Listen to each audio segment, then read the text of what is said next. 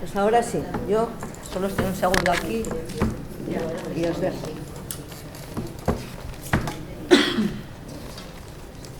Bueno, pues es que ricasco etortxagatik, que te digo que es difícil encontrar. La sala no la cerréis mucho, que cerrada, entonces ya seguro que mientras hablo yo quiero... ¿Así, Patricia? Sí, así ya te escucho. Así ya está, ¿no? Por lo menos para que la gente... Ya, le contaba a Violeta, que ahora os la presento, que este año hemos hecho como una especie de una gira de lunes lilas por Pamplona en todos los locales del ayuntamiento. Ha sido muy divertido. Cada charla que tenemos vamos a un sitio diferente, te estamos conociendo todos. Os lo digo porque os adelanto que el miércoles que viene está Vicky Roussel, que no sé si la conocéis, una jueza que fue también, bueno, delegada del gobierno, etcétera, etcétera, muy peleonilla ella, y está, pero el local es el que está en el del ascensor, el de la calle Descalzos. Entonces allí también a las 7 el miércoles. Ella nos va a hablar de otro tema, que es la reacción machista en general y de toda la reacción contra el feminismo, contra la democracia, etcétera, ¿no? Bueno, pues paso al tema de hoy, que nosotras tenemos bastante ganas de poder hablar dentro del 25 de noviembre, como sabéis es el Día Internacional contra la Violencia Machista en general. Tenemos ganas de incorporar el tema de la infancia y todo el tema de sus derechos, porque, o sea, repensar, ¿no?, como va a explicar Violeta, ¿no?, la violencia machista desde el punto de vista de la infancia, de las criaturas, pero conocerla, reconocerla, ver formas de reparar y transformar, ¿no?, un poco lo que os poníamos en el título, ¿no? Hoy precisamente, bueno, hablando del tema, he visto que la reunión de las, no sé cómo se llaman, las ministras de Igualdad, etcétera, o de todas las comunidades, hoy han sacado la acreditación específica para el tema de violencia sexual, también para criaturas, quiero decir, para poder, vamos, para que puedan ir avanzando en esa línea, ¿no? Bueno, teníamos mucho interés porque somos conscientes también que incluso, nosotras decimos desde autocrítica, que incluso desde el feminismo el tema de los niños y las niñas ha quedado un poco fuera, o sea, nos hemos preocupado mucho por las mujeres, por las madres, etcétera, pero quizás poco de lo específico de las criaturas, ¿no? Entonces, pues para eso contactamos rápidamente con Violeta Asiego, que, bueno, yo la conocía por cosas por ahí de comunes, pero, bueno, ella os la presento, es abogada, es feminista experta en infancia, mujeres y disidencias sexuales. Ella fue directora general de Derechos de la Infancia y la Adolescencia en el Ministerio de Derechos Sociales y Agenda 2030, estuvo poco, ¿no?, 21-22, pero estuvo ahí. Es autora y coautora de numerosas publicaciones, que la verdad que algunas mirarlas, y hay buenas prácticas para el acceso a la justicia de víctimas de violencia por razón de género, muy reciente, también al tema de monomarentalidad, sobre estudios de conductas de violencia sexual y la intervención de la administración local, en fin, que tiene bastantes cosas trabajadas también para la Federación de Municipios, etcétera, ¿no? Ella, si la seguís, es columnista habitualmente en el diario.es, yo os la recomiendo. Y bueno, el que yo he leído último, no sé si hay alguno más, fue analizando el tema no tanto de Rejón, sino de la parte de la superviviente, ¿no? Lo que ha ocurrido ahí, o cómo está ahora, ¿no? También ha sido profesora, colaboradora de la Universidad Pontificia de Comillas. Así que para este tema teníamos claro que era la mujer perfecta para hablar, ¿no? Así que yo le doy paso a ella. Bueno, sí, comentaros, ya os he dicho lo del miércoles. Nosotros tenemos más actividades, o sea, bueno, recordaros que el 25 de noviembre hay una manifestación que es importante acudir a las 7 de la tarde desde la Plaza del Castillo, y que nosotras en concreto con el Ayuntamiento de Obanos hacemos una marcha contra la violencia de género y memorial a Nagore Lafarge, que este año hacemos los 10 años y que os animamos a participar, que puede participar todo tipo de edades, andando, corriendo, criaturas, todo, es en Obanos el domingo 30 de noviembre.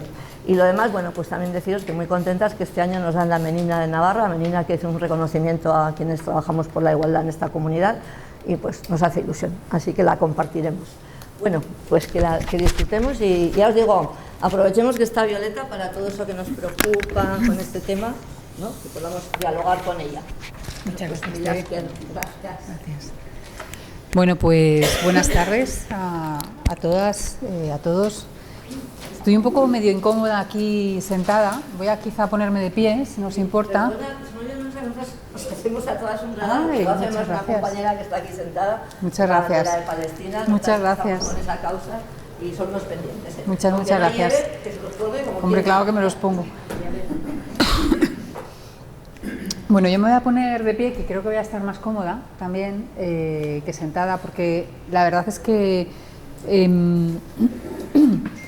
la conversación que me gustaría poder tener con vosotras, voy a dirigirme mayoritariamente en femenino, que me gustaría tener con vosotras tiene que ver precisamente pues qué pasa con la infancia y sus derechos, ¿no? En el ámbito de la violencia machista, en el ámbito de la violencia de género. Es una reflexión que venimos haciendo desde hace tiempo, que no es nueva, y quizá esta es la primera parte que a mí me gustaría comentar y compartir con vosotras y con vosotros.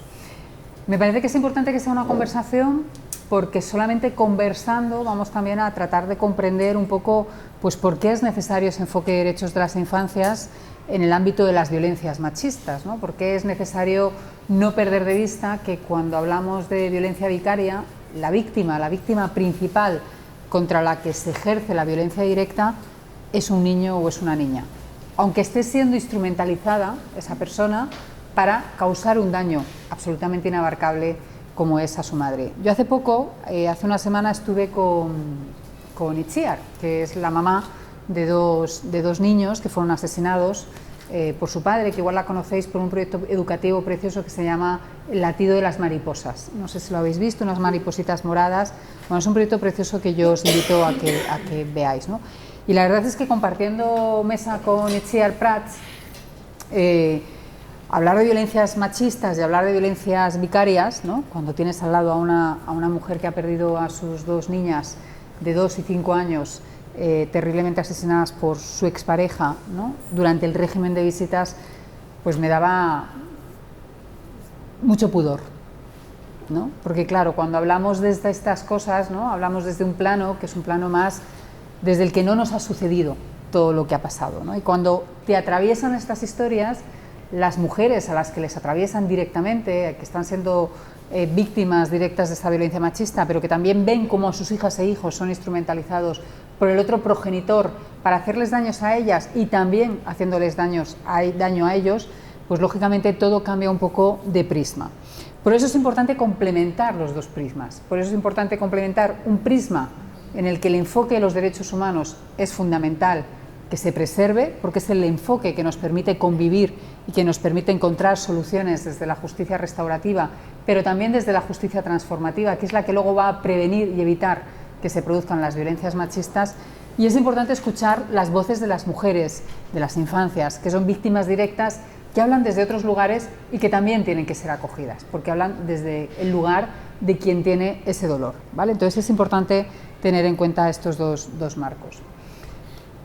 La violencia vicaria es lo que más estamos escuchando ahora mismo respecto a la violencia machista contra la infancia, ¿no? El término de la violencia vicaria, me imagino que sabéis que es un término, es una expresión que creó Sonia Bácaro, que es una psicóloga con la que tengo el placer de compartir. Yo soy miembro desde hace muy poquito tiempo de la Asociación de Mujeres Juezas de AMGE, igual que Vicky Rosell, que viene la semana que viene, Sonia Bácaro también. Yo no soy jueza, Sonia tampoco, pero bueno, es una asociación en la que nos encontramos diferentes mujeres juristas feministas que entendemos pues una manera de abordar las violencias y enfrentarnos a la justicia, ¿no?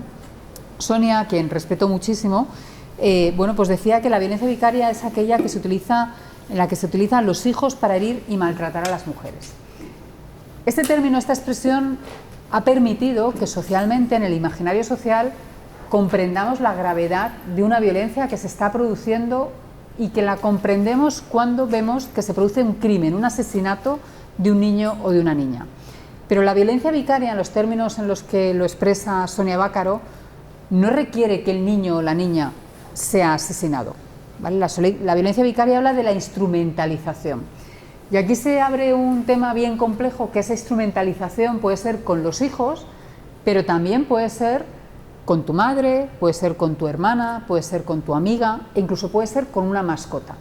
Muy recientemente el Tribunal Supremo ha recogido en una sentencia una resolución de condena al agresor, al maltratador por violencia machista, en la que se le condena por violencia vicaria fue ejercida contra la mascota. ¿Vale? Y esto es fundamental, quedémonos con este elemento. Con lo cual, lo que estamos viendo es que violencia vicaria habla de una manifestación de violencia, habla de una forma en la que el maltratador ejerce violencia contra la mujer.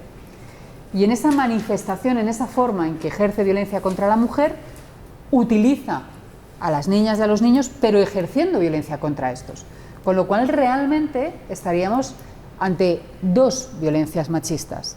La que ejerce contra la mujer, porque le causa un daño, lógicamente, un daño psicológico, un daño emocional, un daño irreparable, pero, muy importante, no perdamos de vista que hay otra violencia machista, que es la que se causa directamente contra las niñas y contra los niños.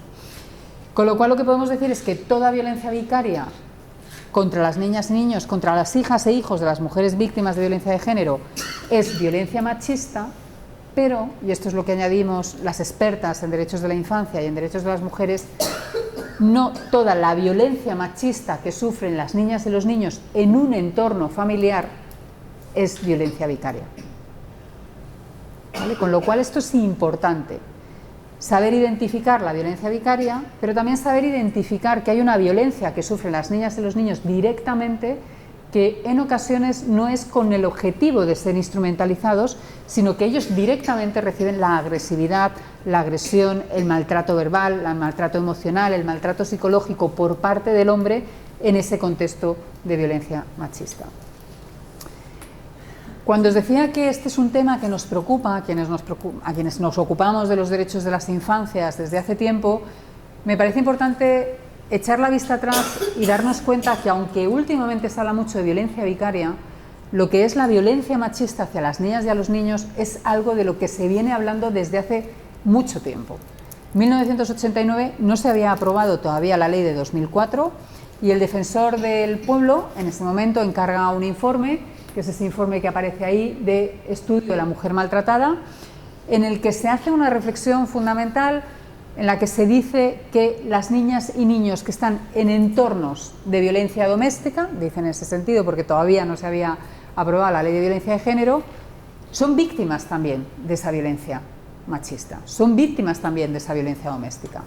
Es decir, viene a hacer una reflexión sobre la importancia de darnos cuenta que cuando hay un niño o una niña en un hogar donde se está produciendo violencia de género, ese niño irremediablemente ya está siendo víctima de violencia de género. Y una violencia que le está también condicionando en su crecimiento, que de alguna manera le está también diciendo, le está socializando en un tipo de masculinidad, en un tipo de feminidad, en un tipo de relaciones hombre y mujer, en un tipo de resolución de los conflictos, en una forma de desenvolverse ante las relaciones hombre-mujer que tiene un mandato claramente machista, que tiene un mandato patriarcal. ¿Vale? Esto es lo que venía a decir en 1989 este informe. Luego hay una organización que conocéis obviamente, que se llama Save the Children, que en el año 2006 y 2011 hizo toda una serie de campañas importantísimas para tratar de sensibilizar y concienciar en que en la violencia vicaria hay más de una víctima, que en la violencia machista hay más de una víctima cuando la mujer tiene hijos. Esto es fundamental, este mensaje es fundamental. Porque lo que viene a decir Save the Children desde ese enfoque de los derechos de la infancia, pues es que venía a poner en evidencia elementos que tristemente 20 años después nos encontramos que siguen vigentes. Deficiencias y carencias del sistema de protección, del sistema de atención social, desde los servicios sociales, desde las trabajadoras sociales, desde los operadores jurídicos, etcétera, etcétera, que desgraciadamente, tú te coges estos dos informes, siguen produciéndose las mismas carencias. Esto es algo gravísimo. En el informe del 2006, solamente un extracto, es muy interesante, dice que se muestra una clara tendencia a considerar que los niños y las niñas no suelen estar en condiciones de poder opinar qué es mejor para ellos y ellas, y se tiende a decidir por ellos, llegando este excesivo celo profesional en la tutela de los usuarios, incluso las propias madres, dando que muchas de ellas suelen llegar muy confundidas a los recursos. Es decir, el derecho a ser escuchados de las niñas y de los niños, el derecho a poder opinar de la situación que están viviendo, en el 2006 nos decían que no se les pedía opinión, que su voz no era tenida en cuenta y que además esto en muchas ocasiones influía en la determinación de la patria potestad, en la determinación del régimen de visitas, en la determinación de con quién iban a vivir las niñas o los niños en un caso de una separación. Esto sigue produciéndose. En el 2011, en ese informe de Save the Children, en la violencia de género no hay una sola víctima, dice que el sistema de protección de la mujer víctima de violencia de género trata a los hijos e hijas de estas mujeres como objetos de protección y no como titulares de derechos que se ven vulnerados al ser expuestos a la violencia de género. Esto es fundamental. Tenemos que evitar, en la medida de lo posible, que la violencia vicaria, cuando hablamos de violencia vicaria, trate como objetos a las niñas y a los niños como objetos de protección y no como sujetos de derechos. Necesitamos que se entienda que la violencia vicaria, esa forma tan cruel de ejercer violencia contra la mujer a través del daño a los hijos, incluso el asesinato, es una violencia en la que hay dos sujetos de derechos, o tres, depende de los niños, que están siendo violentados, que están siendo agredidos. Porque si no, al final, lo que ocurre es que a las niñas y a los niños les tratamos como objetos, como instrumentos, y nos olvidamos que son sujetos.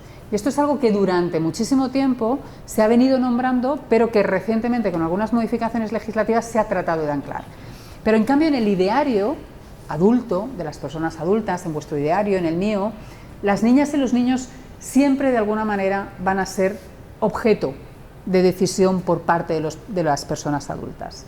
Siempre va a ser interpretado lo que necesitan y lo que no, sin tener en cuenta su opinión, sin tener en cuenta sus necesidades.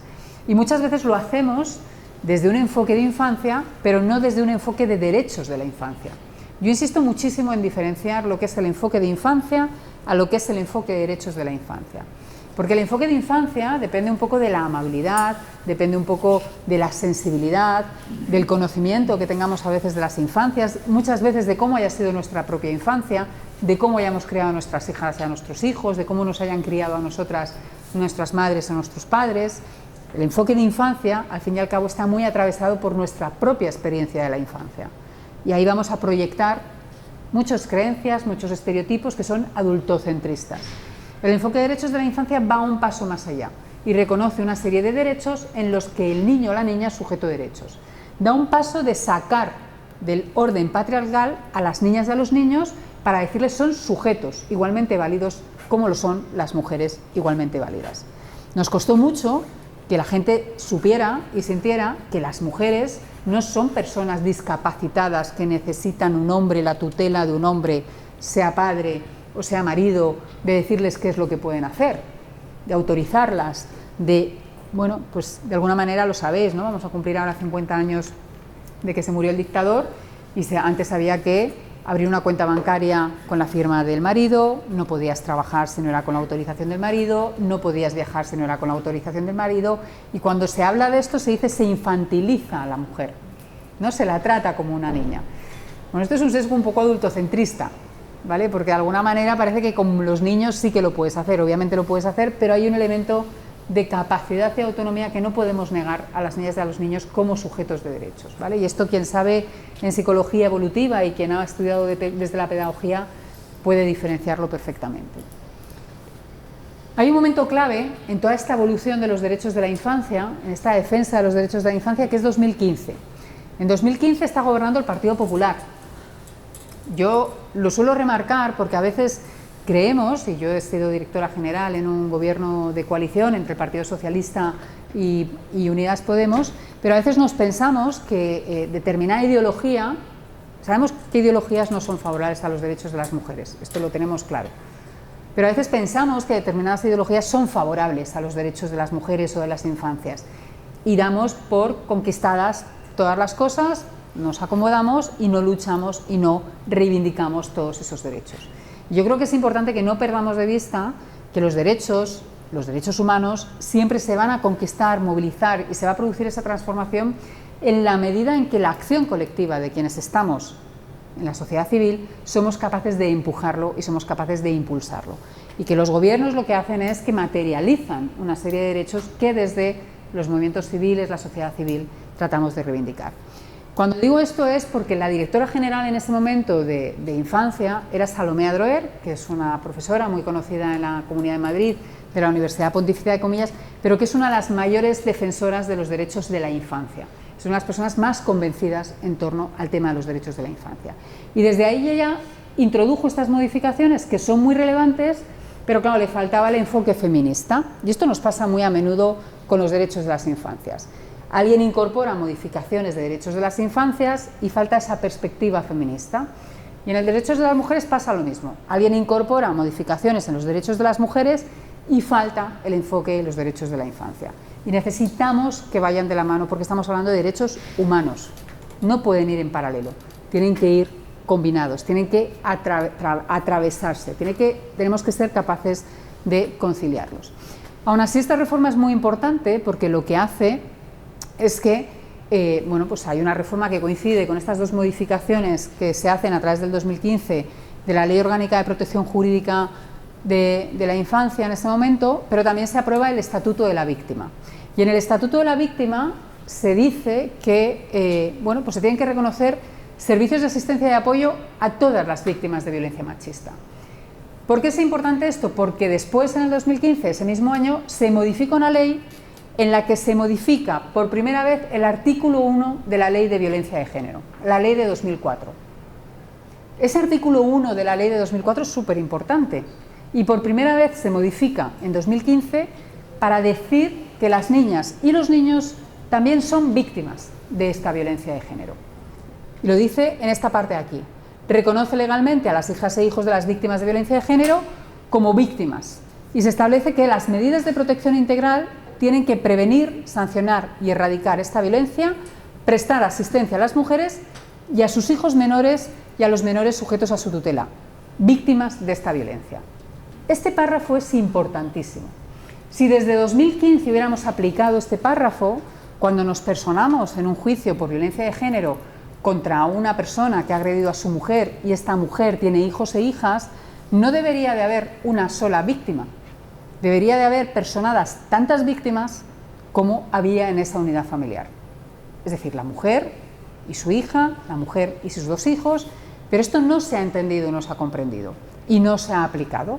Y este es un problema que tenemos en España muy grave, que es que tenemos leyes muy buenas, tenemos normas muy potentes, pero que luego a la hora de la aplicación por parte de los operadores jurídicos y también por parte de las abogadas y los abogados, yo aquí soy muy crítica con la abogacía de oficio, no se aplica, no se innova, no se interpreta, no se incorpora.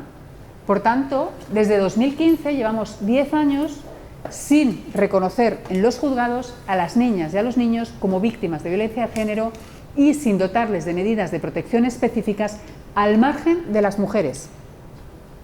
Las mujeres necesitan medidas de protección, por supuesto que sí, pero una orden de alejamiento para una mujer no sirve de nada si sigue manteniéndose un régimen de visitas y no hay alejamiento por parte de las niñas y de los niños. Una orden de alejamiento de una mujer no sirve de nada si tienes que estar comunicándote por WhatsApp con tu agresor para ver exactamente el horario en el que dejas, no dejas, las extraescolares, etcétera, etcétera. Entonces esto es importante, se ponen medidas de protección hacia las víctimas de violencia de género, mujeres, y nos hemos olvidado de poner medidas de protección hacia las víctimas de violencia de género menores de edad, hijos e hijas, creándose un abismo de desprotección y de violencia que es lo que ha empujado a que el término violencia vicaria tenga tanto protagonismo, porque escenifica y representa con mucha claridad una situación pero que ya es límite, que es cuando un hombre mata a su hijo o a su hija o al hijo o hija de la mujer para ya reventar toda la situación familiar. Pero esa situación es límite. Tendríamos que estar en la parte de la prevención, en el momento de la detección. Las niñas y niños también son víctimas de violencia de género. Esto es tan importante que lo tengamos en cuenta, que tratemos de reivindicarlo, que desde las abogadas y los abogados tratemos de incorporarlo a los procedimientos. Lo estamos empezando a hacer gracias a la LOPIBI y aún así nos cuesta mucho, pero ya estamos empezando a poner recursos de casación y recursos en los que estamos hablando de la vulneración de los derechos fundamentales de las niñas y de los niños porque no se les está escuchando en los juicios de violencia de género y no se les está escuchando con las garantías debidas. Vamos a ver si conseguimos que esto avance hasta conseguir que sus derechos que están recogidos en la ley también se respeten en los juzgados, ¿no? En el 2021 se aprueba esta ley, la LOPIDI, que yo coincido en la dirección cuando se aprueba la ley, pero esta ley es una ley que tiene muchas madres, muchos padres, mucha gente que ha trabajado en ella, muchísimas organizaciones de infancia, muchas, y muy pocas organizaciones de mujeres. Es una ley muy importante, cambia el paradigma por completo respecto a cómo se tienen que entender los derechos de las infancias, de las niñas y de los niños. Se les reconoce como sujetos de derechos en situaciones de violencia en general, no estamos hablando solo de violencia machista, violencia escolar, violencia comunitaria, violencia sexual. Se habla del buen trato. El prisma de la ley no es un prisma punitivo, es un prisma de buen trato, es un prisma de prevención, de educación. Esto es muy importante, el abordaje de las violencias machistas y de las violencias en general. Yo soy de las que cree que no se va a conseguir esa erradicación como buscamos desde el punitivismo, porque para mí el punitivismo es más violencia, es una extensión de la violencia, sino a través de la educación, de la prevención, de la socialización, de la justicia social y de toda una serie de garantías de acceso a servicios públicos y de solventar un montón de carencias y de precariedades que tenemos, ¿no? Esta ley es muy importante y esta ley introduce otra modificación en el artículo 1 de la ley de 2004 de violencia machista. ¿Por qué? Porque materializa la medida 198. La medida 198 en el Pacto de Estado de violencia machista, que vosotros conocéis, no el último, sino el anterior, el de 2017, por primera vez se habla de violencia vicaria, pero se habla en el texto. El término, la expresión violencia vicaria no está recogida a día de hoy todavía en ninguna norma. Como tal, no existe ninguna norma que hable directamente de violencia vicaria en su articulado, ¿vale? Ni se define a día de hoy. El 198, esta medida del 198, se materializa y se modifica el artículo 1 de la Ley Orgánica de 2004 y se incorpora una nueva referencia. A ver, os voy a poner una cosa que yo creo que es más ejemplo. Este es el artículo 1 en el 2004, este es el artículo 1 en el 2015 y este es el artículo 1 en el 2021. Si os fijáis, en el 2015, esta partecita azul, se incorpora el reconocimiento de las niñas y de los niños como víctimas de violencia machista.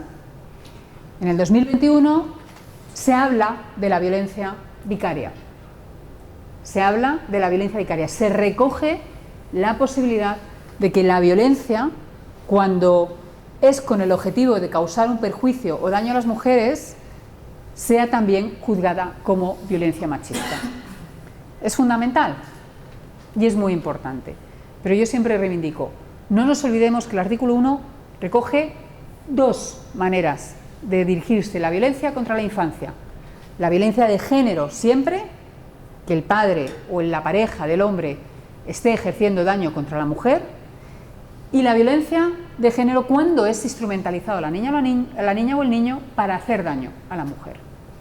Lo que pasa es que actualmente nos olvidamos de esta partecita y es fundamental que reivindiquemos que las niñas y los niños son víctimas de violencia de género desde el momento en que se detecta en unos servicios sociales, en un punto violeta, en un punto de... No hace falta que ponga denuncia, ya lo sabéis, ya sabemos también lo que está pasando con las acreditaciones, con los certificados de las violencias machistas, cuando no es a través de denuncia. Pero sabemos que no hace falta denunciar la violencia machista para que una mujer tenga un reconocimiento de víctima de violencia machista. Su hija y su hijo también tendría que tener ese reconocimiento. La ley dice que tendría que tenerlo. Y habría que poner medidas de protección también a estas niñas y a estos niños. Medidas de protección es dejar de colocarles en el medio de una relación de pareja. Medidas de protección es dejar de instrumentalizarles, porque los únicos que están instrumentalizando a las... Bueno, muchos. Quienes están instrumentalizando muchas veces a las niñas y a los niños son los operadores jurídicos que no están reconociendo a las niñas y niños como sujetos de derechos dignos de protección. Y los colocan ahí como si fueran parte del reparto y de la disputa de la pareja, cuando esto va mucho más allá de un conflicto de pareja, como bien sabéis vosotras. En la violencia vicaria no hay una sola víctima, por tanto. Y esto es importante. para no caer en la tentación de lo que nos decía en 1989 el defensor del pueblo, que es que tratemos a las niñas y a los niños como objetos y no como sujetos. Y en ese sentido, bueno, pues la medida del 198 del Pacto de Estado pues mencionaba, describía la violencia vicaria por primera vez y hablaba de todo lo que era el tema de la violencia vicaria. Y decía, y este para mí es un error, respetando muchísimo a quienes defienden el término violencia vicaria, que tiene su sentido, claro que lo tiene, pero decía que es una violencia secundaria. Claro, al hablar de violencia vicaria como una violencia secundaria, parece que hay una víctima principal, que es la mujer, y hay una víctima secundaria, que es el niño, ¿no? Y parece como que hay una víctima más importante y una víctima menos importante. Para mí esto es controvertido desde los derechos de la infancia y desde los derechos de las mujeres. Es muy controvertido. Creo que podemos hablar de dos víctimas y ponerlas en el mismo plano. Y podemos comprender lo que es la violencia vicaria como una manifestación y como una forma de ejercer violencia contra la mujer, ejerciendo violencia contra los hijos. Podemos decir las dos cosas y no estaríamos poniendo más énfasis en un lado o menos énfasis en otro. ¿En qué momento estamos ahora mismo? Que yo creo que esto es también importante y seguro que lo habéis hablado. Pues ahora mismo se están produciendo dos reformas. Hay una reforma, y digo lo de en paralelo porque las ministras que están defendiendo estas reformas hablan de que son dos reformas en paralelo. A mí esto ya visualmente me parece un error. Tenemos dos reformas en paralelo y las dos ministras así lo dicen. Es como mal, vamos mal. No estamos entendiendo, ¿no?, de qué va esto. Entonces, por un lado, el Ministerio de Igualdad habla de un paso adelante para la protección de las mujeres a través de la modificación de leyes existentes como el Código Penal o la Ley Integral de Violencia de Género. Ya ha puesto en marcha un anteproyecto que seguro que habéis escuchado hablar de él, que creo que se anunció que pasaba por el Consejo de Ministros hace un mes aproximadamente. Y luego está el Ministerio de Derechos Sociales, el Ministerio de Derechos de la Infancia, que dice que la reforma es para proteger el derecho de las niñas y niños a ser escuchados a través de la modificación de la LOPIDI. ¿Vale? Entonces, Igualdad va a modificar Código Penal y Ley Integral contra la Violencia de Género. Derechos de la Infancia, borrar esto, va a modificar la LOPIDI, la ley de 2021 que os había dicho. Y habla de reformas en paralelo. ¿Cuál es la propuesta del Ministerio de Igualdad? Pues la propuesta del Ministerio de Igualdad es modificar más cosas, ¿eh? Me estoy centrando aquí en el artículo 1 porque es que yo creo que visualiza muy bien lo que os quiero decir de los derechos de la infancia, ¿vale? La reforma del Ministerio de Igualdad vuelve a modificar el artículo 1, modificando el artículo 1.4. Aquí tenéis un poco cómo quedan las versiones, ¿vale? El artículo, bueno, esta es la parte que se conserva, el artículo 1.4 actual habla de sobre sus familiares o allegados menores de edad, y el artículo 1.4 del anteproyecto propone que se amplíe a hijos e hijas o descendientes, personas menores de edad sujetas a tutela, guarda o custodia, sobre ascendientes, hermanos, hermanas, sobre esta, sobre su cónyuge, sobre el cónyuge de esta, la persona de esta, ligada por analogía, etcétera, etcétera. Tiene un problema esta definición, esta relación. Esto entendemos que da pie a interpretación y que no es así súper riguroso, pero esto tiene un problema, que en esta relación de personas o de sujetos que pueden ser instrumentalizados para ejercer la violencia machista, ya no han incluido las mascotas. Y tenemos sentencias del Tribunal Supremo que dice que las mascotas, como os he dicho antes, pueden ser una manera de instrumentalizar para hacer daño a las mujeres. Desgraciadamente, no es un caso puntual, sino que son muchos casos. Muchas mujeres están viendo cómo sus animales, sus gatos, están sufriendo un daño y con ese daño que infligen al animal quieren dañarlas a ellas, quieren generar un sufrimiento a ellas, quieren dominarlas, quieren subyugarlas, ¿vale? Entonces esto es importante porque ya en esta primera definición ya tenemos un pequeño déficit. Queriendo ceñir todo tanto, nos encontramos que la lista cerrada deja ya cosas fuera desde el principio. Ese es el problema de las listas cerradas en el ámbito jurídico del diseño de leyes, ¿vale? Que a veces es mejor una fórmula un poquito más amplia y que la doctrina, la jurisprudencia nos permita ir detectando y detallando a quién nos estamos refiriendo, que cuando haces una lista cerrada que te van a decir, no, pero esto no está aquí. ¿Vale? Aquí hay una dificultad que todavía se puede modificar. Dentro de esas dos reformas en paralelo, la de igualdad y la de infancia, está ahí, que la habíamos visto, en la de igualdad se propone incorporar, tipificar el delito de violencia vicaria. ¿Vale? Se propone que el Código Penal recoja por primera vez, que defina por primera vez lo que es el delito de violencia vicaria. Y entonces, bueno, pues habla ahí, hace un nuevo artículo que es el 173 bis del Código Penal. Estos serían los 4 párrafos. Y bueno, si veis, esta parte de aquí sería como un agravante que establece al nuevo delito en el caso de que este delito sea cometido en el ámbito de la violencia machista. Y en el primer párrafo hace una descripción de lo que es el delito de la violencia vicaria y, si os fijáis, no tiene género ese delito. Se define el delito de violencia vicaria tanto en el caso de que una mujer sufra daño porque el hombre ha instrumentalizado a su hija o a su hijo contra ella, como en el caso de que sea la inversa. Incluso también dentro, lógicamente, de las parejas del mismo sexo, ¿vale? Pero al constituirse un nuevo delito, que es el delito de la violencia vicaria, se le quita la carga del género, la carga de la violencia machista. Y ahora tendríamos, si se aprueba este anteproyecto al que le queda muchísimo recorrido, muchísimo, tendríamos un delito nuevo en nuestro Código Penal, que es el delito de la violencia vicaria, sin género, que se puede aplicar tanto de hombres contra mujeres como de mujeres contra hombres, o de hombres contra hombres, mujeres contra hombres, mujeres contra mujeres, ¿vale? Esto está siendo objeto de crítica, porque ese no era el origen con el que se incorporó la idea de violencia vicaria por parte de Sonia Bácaro.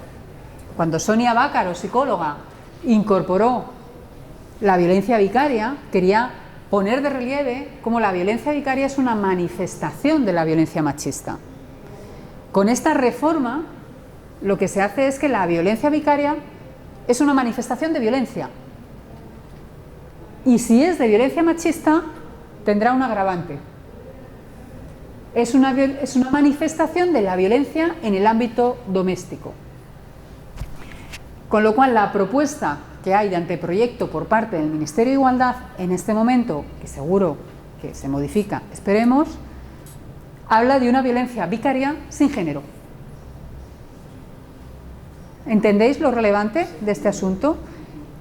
En la idea de enfatizar la importancia de recoger un delito como la violencia vicaria, desconocemos en qué momento se han olvidado de la infancia y se han olvidado de la perspectiva de género.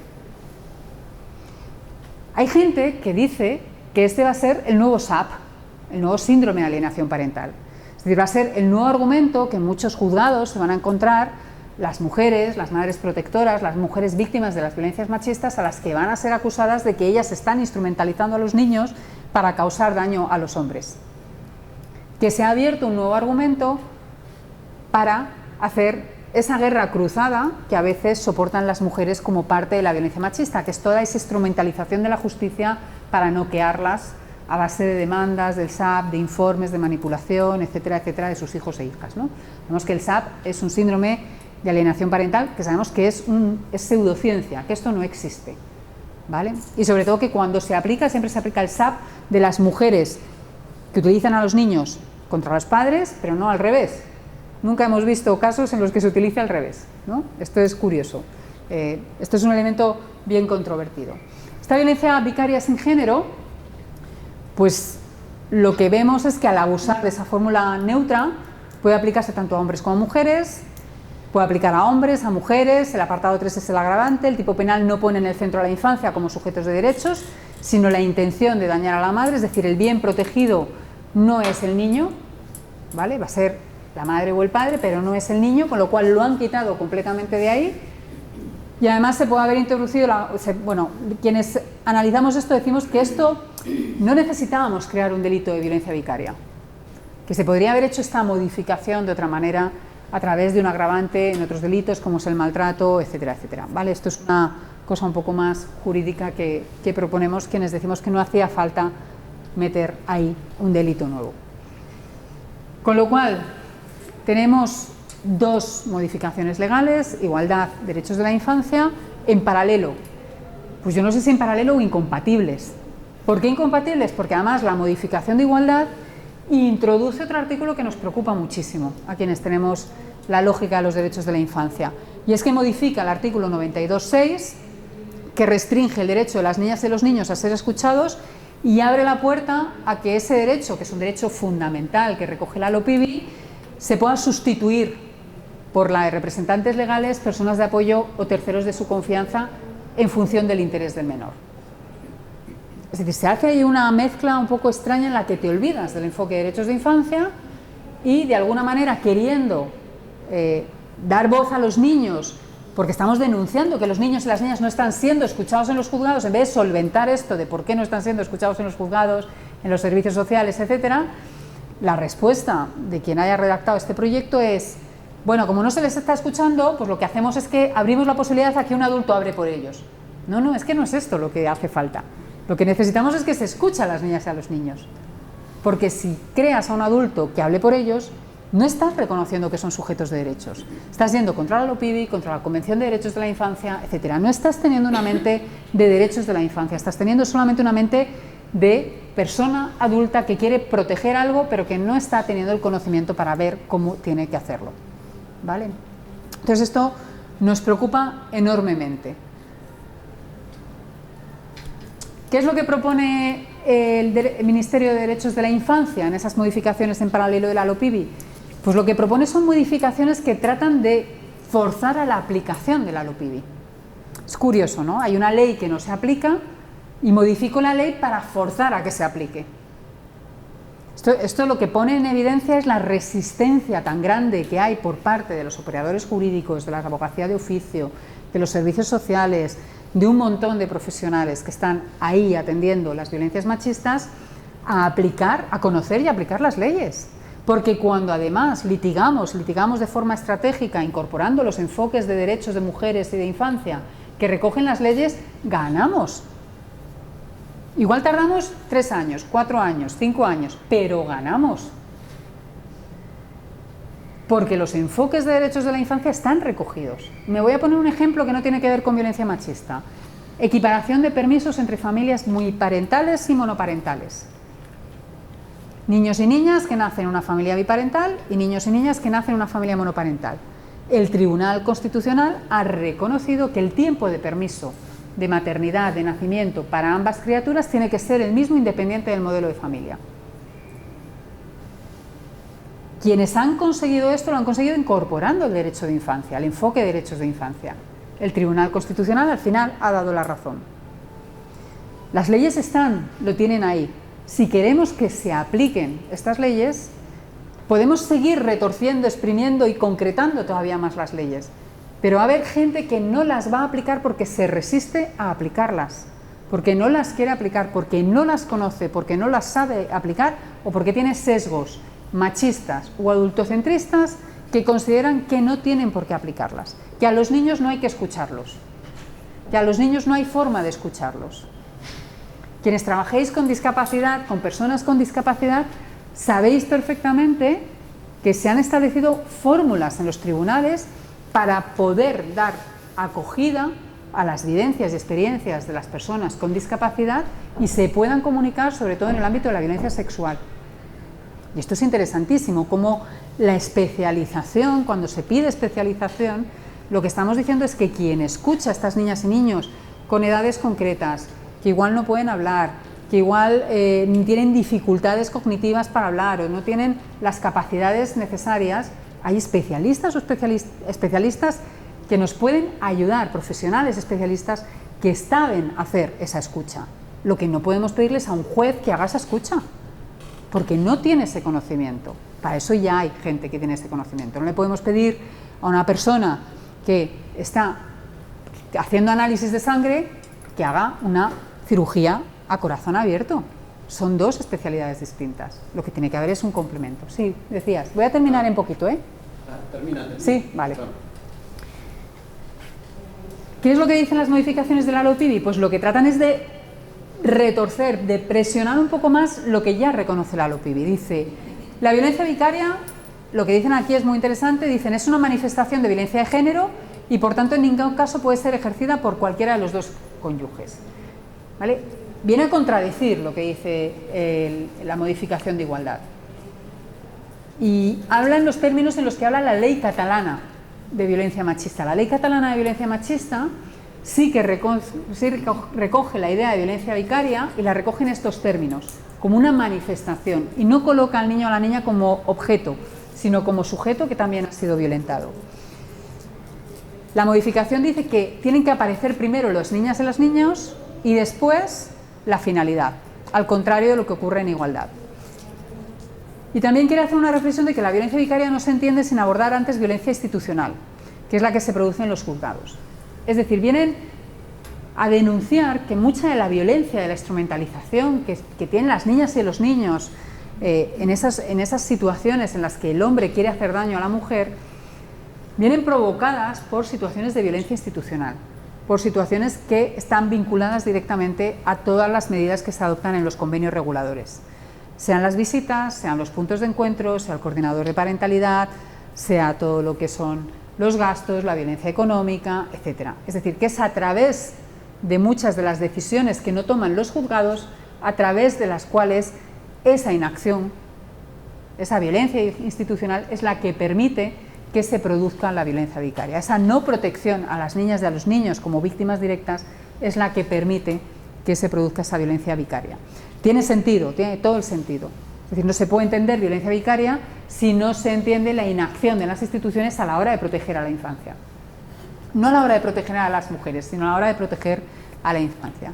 Y habla de esas reformas ya existentes, que es la reforma a la escucha a la infancia sin límite de edad, subrayando sin límite de edad para que nadie tenga dudas, la asistencia letrada propia independientemente de la defensa de sus progenitores, esto ya estaba recogido, pero lo vuelven a remarcar, y la tipificación de la violencia institucional. Esto es algo nuevo que es muy interesante porque además la violencia institucional no se produce solo en el ámbito de la violencia machista, en personas menores de edad, sino que también, por ejemplo, se produce en todo lo que son los centros de protección, los arrancamientos, las retiradas de tutela, etc.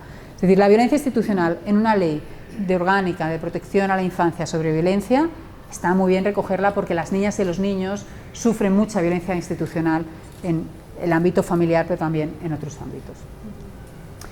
Termino, me queda muy poquito. ¿Qué modificaciones son las que se necesitan?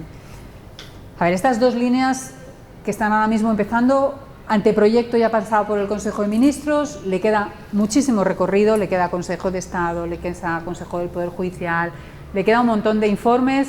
Cuando tenga esos informes vuelve a pasar por el Consejo de Ministros, entonces ya será un proyecto y de ahí ya va al Congreso. ¿Llegará? Yo creo que no. ¿Vale? Pero le queda mucho recorrido. La LOPIBI, las modificaciones de derechos de la infancia, pues todavía no es ni siquiera proyecto, ¿vale? Todavía ni siquiera ha pasado por el Consejo. Lo que pasa es que esto abre debate, y abre conversación, y abre también una mirada. Y es importante que cuando esto se produzca, nosotras y nosotros también sepamos un poco mirar, conversar, preguntemos, hablemos, ahondemos en las casuísticas.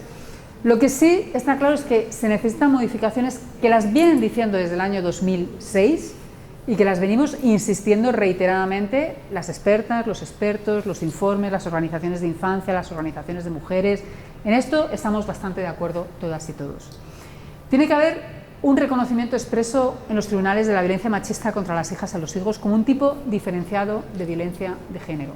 Son víctimas directas. La ley lo dice, no es que nos lo estemos inventando, es que la ley lo dice.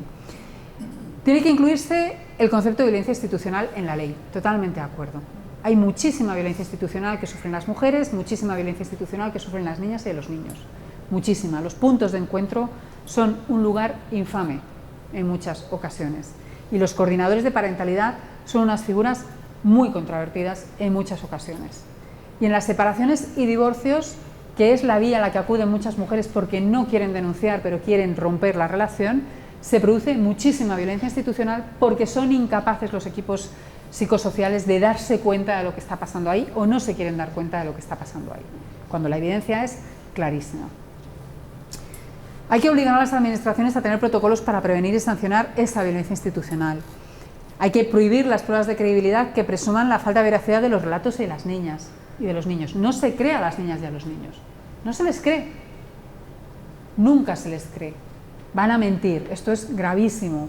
Las expertas y los expertos, quienes saben de niñas y niños de verdad, te dicen que las niñas y los niños están dándote información. Hay que creer lo que te está diciendo. Prohibir y sancionar el uso del síndrome de alienación parental y teorías similares. Efectivamente, el síndrome de alienación parental ya es muy difícil, aunque todavía hay algún juzgado y algún abogado que lo utiliza y lo permiten, es muy difícil encontrarlo. Pero se utilizan teorías similares que vienen a representar lo mismo. Hay que prohibirlo, hay que detectarlo e impedir que se produzca. Prohibir la figura del coordinador de parentalidad en casos con antecedentes de violencia, al menos. También es importante garantizar la confidencialidad de las entrevistas judiciales a niñas, niños y adolescentes. Las niñas y los niños, cuando prestan declaración en los juzgados de violencia de género, su declaración la tienen las partes. Esto es complicado, diréis, jolín, ¿y cómo se garantiza el derecho de defensa del presunto agresor, del agresor, ¿no? Si tú no tienes la declaración de tu hijo, pues hay fórmulas para tratar de garantizar esa declaración sin exponer al niño a una violencia, porque igual si hay un régimen de visitas, pues por ejemplo, ¿no? Yo tengo un caso en el que ella denuncia violencia psicológica, violencia machista, la jueza, esto fue en enero, la jueza ha celebrado el juicio en octubre, hasta octubre no había adoptado ninguna medida de reguladora de las visitas, con lo cual él fue conquistando poco a poco terreno. Empezaron unas visitas de fin de semana, al final era una custodia compartida, con muchísimo chantaje a las niñas, muchísimo, 2 chavalas. Y en ningún momento se ha tomado declaración a estas niñas, en ningún momento se ha tomado declaración a estas niñas, nadie las ha explorado. Porque la jueza, desde el primer momento, tenía la creencia de que esto era una disputa doméstica. Que era una disputa doméstica. Y la abogada de oficio que ella tuvo asignada, en un primer momento, también lo creía. Hasta el punto de que cuando tú ya respondes a la denuncia, o sea, tú pones la denuncia, en muchas ocasiones ya inicias las acciones de separación y tienes que hacer un escrito de separación y divorcio en el que ya haces una propuesta de lo que va a ser la relación de la separación y el divorcio en relación a las niñas y a los niños, y haces todo un redactado de lo que entiendes que es esa relación. Ese redactado de cómo esta abogada entendía la relación estaba describiendo una disputa doméstica, no estaba describiendo una violencia machista. Con lo cual, si la abogada de oficio del turno especializado de violencia machista del Colegio de Madrid, en su escrito de separación y divorcio, está describiendo una relación que responde a una disputa doméstica y no a una violencia machista, esta mujer está indefensa.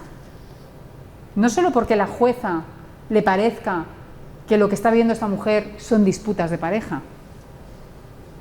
sino porque su abogada también lo piensa. Y ahí intervienen un montón de sesgos machistas, de sesgos de lo que entendemos que es una relación de pareja.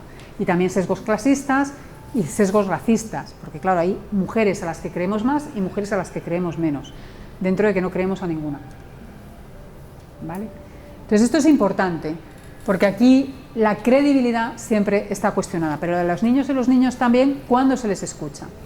Bueno, obligar a motivar cómo se garantiza el interés del niño o de la niña en cada decisión judicial, considerar el apego y el trauma en las decisiones sobre custodia y protección, separar decisiones civiles, administrativas, penales, bueno, formación obligatoria en derechos de la infancia para jueces, etc. Y esta es la última ya.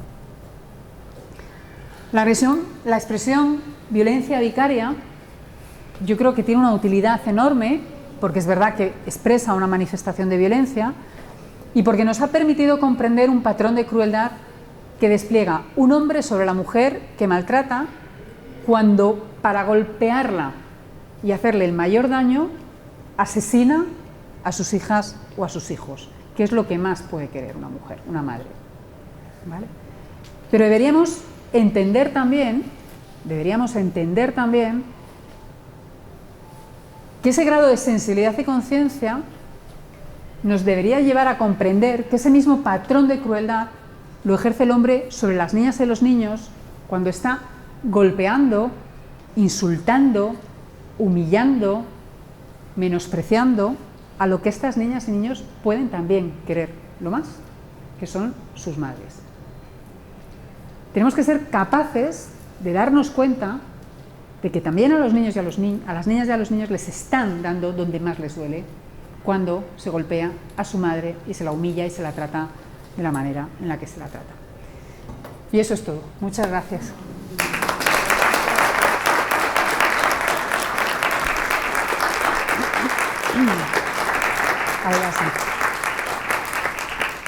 Me voy a sentar un ratito.